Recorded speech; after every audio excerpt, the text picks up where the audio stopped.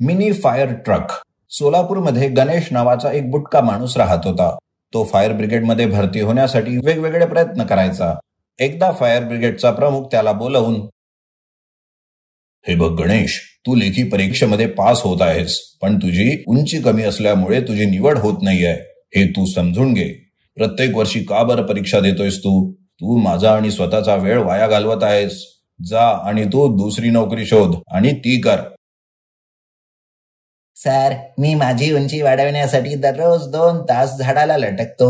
एका वर्षामध्ये 2 इंच तर वाढणारच ना मी. मग पुढच्या वर्षी मी पुन्हा येणार परीक्षा द्यायला. जातो सर मी आता.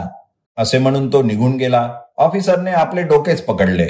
आग विझविण्याची त्याची इच्छा पूर्ण होत नसल्यामुळे गणेश मनातून वेडा होत होता.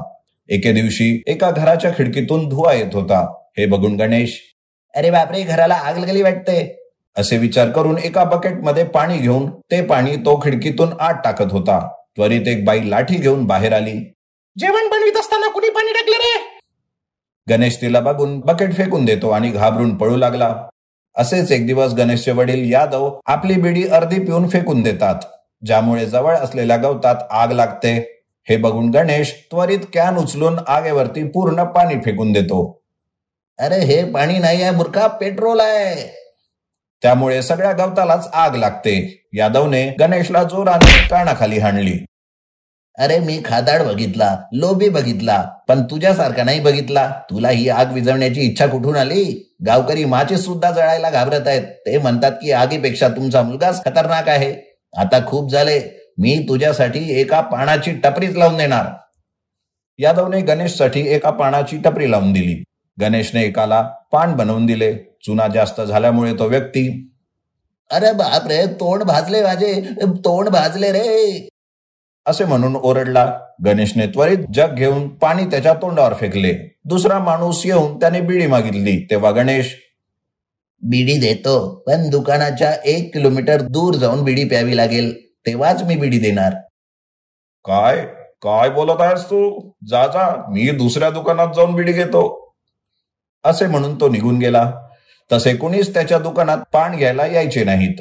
एक दिवस गणेशला एक योजना सुचली. मी बुटका आहो म्हणून मला फायरमॅनची नोकरी नाही मिळाली, म्हणजे माझी उंची फायर इंजिनसाठी कमी पडली. म्हणूनच मी माझ्या उंचीनुसार एक इंजिन बनवणार, असा विचार केला. गणेशने एक फायर इंजिन बनवले. त्यावर बसून गल्लीतून फिरत असताना गणेश, फायर इंजिन भावा, फायर इंजिन मोफत आग विझविणार. तुमच्या घरी आग लागली असेल किंवा तुम्हाला जरी आग लागली असेल तरी 100% आग विझवणार, असे ओरडत तो जाऊ लागला. हे बघून गावकरी चकित झाले.